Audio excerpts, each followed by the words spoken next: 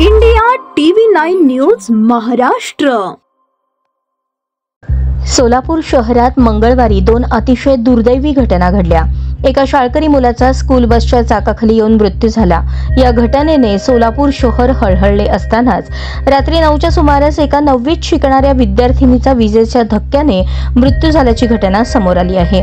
जुना एम्प्लॉयमेंट चौकातील कोनापुरे चाळ येथे राहणारी राजनंदिनी अणय कांबळे असे मरण पावलेल्या विद्यार्थिनीचे नाव आहे। सोलापूर शहरात सायंकाळी 6:30 नंतर विजेच्या कडकडाटासह अवकाळी पावसाला सुरुवात झाली। त्यामुळे वादळी वारा सुरू झाल्याने शहरात बऱ्याच वेळ लाईट गेली होती।